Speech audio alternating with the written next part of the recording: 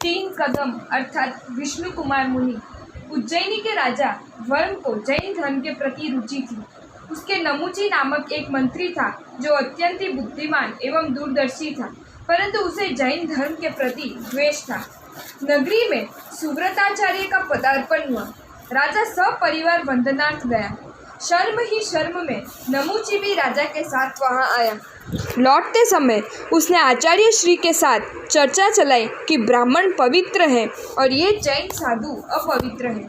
आचार्य श्री ने बताया कि जो ब्रह्मचर्य का पालन करते हैं वे पवित्र हैं और जो ब्रह्मचर्य का पालन नहीं करते वे अपवित्र हैं।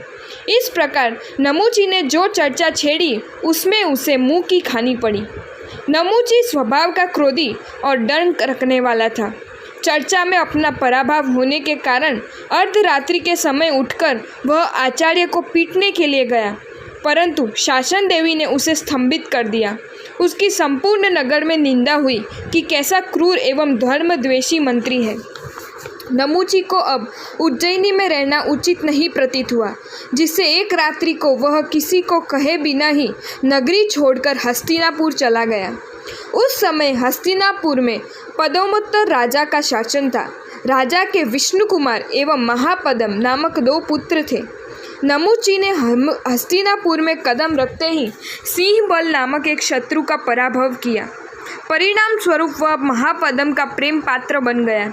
महापदम ने उसे उसी समय कहा कि नमुची, तू जो मांगे वह मैं तुझे देने के लिए प्रस्तुत हूँ। उस समय तो नमुची ने यही कहा कि अवसर आने पर देखूंगा। तत्पश्चात वह नगर का मंत्री बन गया। राजा पद्मोत्तर की दो रानियों थीं, ज्वाला देवी एवं लक्ष्मी।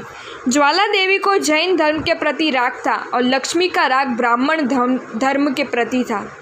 हस्तिनापुर में आश्विन माह में रथ यात्रा निकलती थी। ज्वाला देवी कहती कि रथ यात्रा में मेरा रथ पहले रहे और लक्ष्मी कहती कि मेरा रथ पहले रहे। राजा ने ये छोटा विवाद बड़ा रूप न ले ये सोचकर रथ यात्रा ही बंद कर दी। ये बात महापदम को उचित प्रतीत नहीं हुई, जिससे वह हस्तिनापुर छोड़कर परदेश चला गया। महापदम भविष्य में चक्रवर्ती बनने वाला था, अतः वह जहाँ गया वहाँ उसे राज्य लक्ष्मी एवं विद्याधर कन्याएं मिली। देखते ही देखते वह महाप्रतापी सिद्ध हुआ। पद्मोत्तर राजा ने उसे हस्तिनापुर बुलाया और उसकी इच्छानुसार सर्वप्रथम जैन रथ आगे रखकर रथ यात्रा निकाली। कुछ समय के पश्चात सुव्रताचार्य का हस्तिनापुर में आगमन हुआ। नमुची तो उन्हें देखकर दुखी हुआ, परंतु आचार्य श्री को उसके प्रति कोई द्वेष नहीं था। पद्मोत्तर राजा दीक्षित हो गया और विष्णु कुमार को राज्य सौंपने लगा, परंतु राज्य न लेकर विष्णु कुमार दीक्षित हो गया। दीक्षा ग्रहण करने के पश्चात विष्णु कुमार ने उपवास पर उपवास करने प्रारंभ किए और उन्हें अनेक लब्धियां प्राप्त हुई। विष्णु कुमार को आकाशगमनी लब्धि प्राप्त थी। इसके कारण वे मेरू पर्वत की चूलिका पर रहते थे और वहाँ के शाश्वत मंदिरों के दर्शन करके भाव विभोर होते थे। पद्मोत्तर के दीक्षित होने के पश्चात महापदम हस्तिनापुर का राजा बना और 14 रत्न प्राप्त होने पर वह चक्रवर्ती बन गया। चक्रवर्ती पद पर रहते हुए उसने धर्म के अनेक कार्य कराए, फिर भी राज्य में पूर्व मंत्री नमुची का वर्चस्व अधिक था।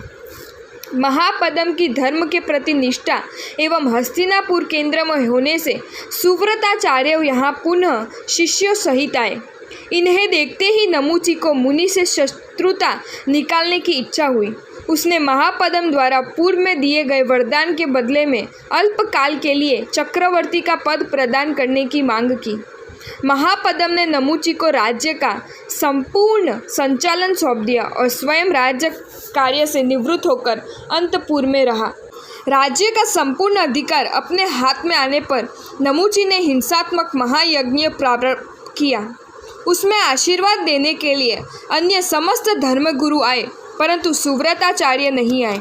इस अपराध के बहाने नमुची ने उन्हें बुलवाया और कहा, महाराज, इस समय मैं राजा हूँ, मैं यज्ञ कर रहा हूँ, उसमें सबने आशीर्वाद प्रदान किए और मेरे इस कार्य की सबने प्रशंसा की, परंतु तुमने क्यों कुछ नहीं किया। गुरु बोले, हिंसा की हम प्रशंसा क्यों करें, इस यज्ञ में हिंसा हो रही है, हम उस हिंसा से दूर रहें। नमुची ने कहा, महाराज, जिस राज्य में यज्ञ हो, राज्य में रहने वाले प्रत्येक व्यक्ति को उस राजा और उसके धर्म का अनुकरण करना पड़ता है। यह यज्ञ है, इसका अनुसरण न करना हो तो चले जाओ।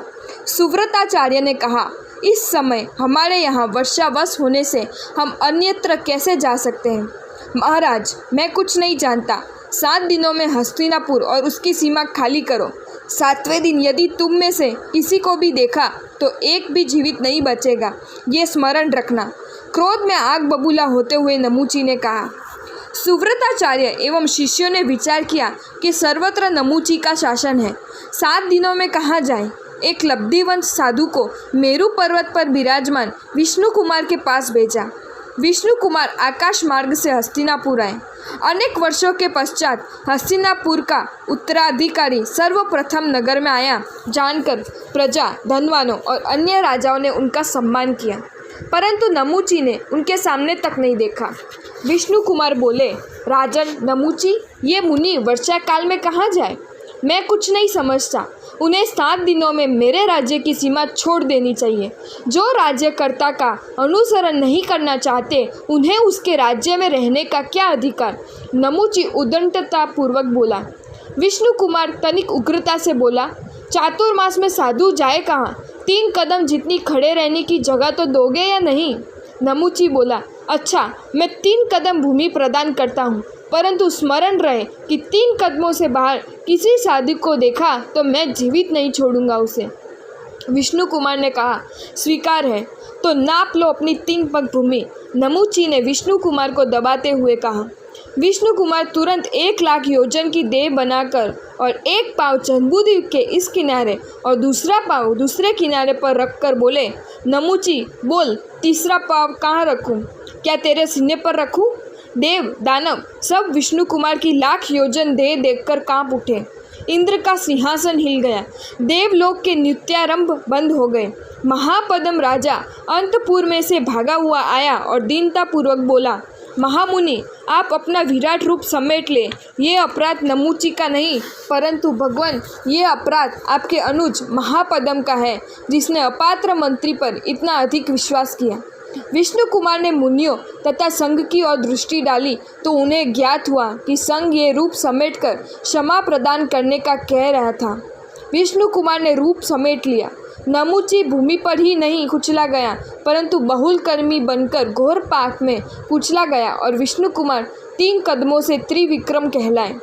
हस्तिनापुर ने इस प्रसंग को जीवन मरण का ये प्रसंग अनुभव किया। उन्हें लगा कि विष्णु कुमार का क्रोध समेटा न गया होता तो हस्तिनापुर का चिन्ह तक शेष नहीं रहता और साथ ही साथ नमूची के अत्याचारों से भी विष्णु कुमार का आगमन न होता तो उससे मुक्ति प्राप्त नहीं हो पाती। इस प्रकार दोनों कारणों से दूसरे दिन हस्तिनापुर में प्रणाम करने की प्रवृत्ति चली और वह दिन मांगलिक रूप माना गया। तत्पश्चात पद्मोत्तर ने हस्तिनापुर का राज्य संभाला और वह भी पुत्र को राज्य सौंपकर दीक्षित होकर मोक्ष में गया। नमूची साधु को विडंबना देने के कारण क्रोध से आग बबूला होता हुआ नरक में गया। अगर आपको ये वीडियो अच्छा लगा हो तो इस वीडियो को लाइक करें और मेरी channel Jain facts and stories को सब्सक्राइब करें। धन्यवाद।